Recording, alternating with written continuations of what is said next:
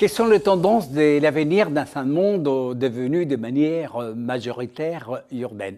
Il est clair que notre population mondiale habite aujourd'hui dans des villes, quelle que soit leur taille.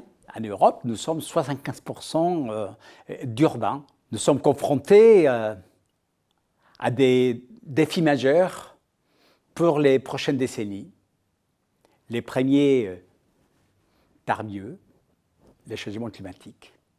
Hélas, la feuille de route issue des accords de Paris en 2015, qui était proposée pour limiter l'augmentation de température à 1,5 degré Celsius, n'est pas aujourd'hui respectée.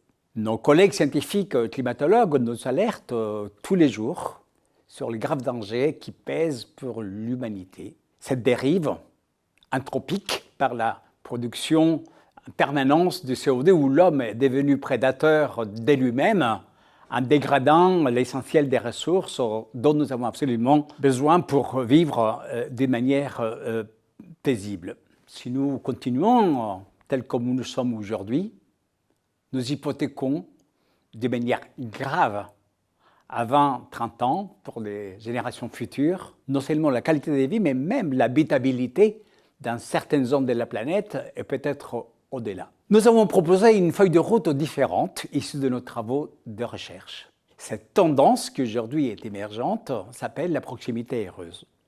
Nous voulons qu'après 70 ans d'urbanisme consacré aux infrastructures, aux voitures, à la dépendance de la voiture, à la dépendance aux énergies fossiles, on soit capable de réconcilier trois éléments qui paraissent irréconciliables. Lutter pour le climat en diminuant notre empreinte carbone, donner à l'économie beaucoup plus d'activités en termes de génération d'emplois, de localisation, d'utilisation des matières premières et avoir plus d'interactions sociales, avoir plus de qualité d'usage de l'espace public, avoir plus de mieux vivre les uns et les autres, les unes et les autres ensemble.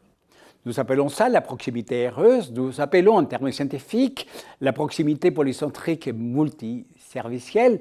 Nous voulons régénérer nos villes et nos territoires à partir de cette nouvelle manière décarbonée, relocalisant l'emploi et régénérant nos quartiers pour lui donner plus de force à nos interactions dans un mouvement qui est local mais qui est global, puisque c'est aujourd'hui une tendance forte portée par des maires, par des présidents de métropoles, par des présidents de régions, par des institutions internationales.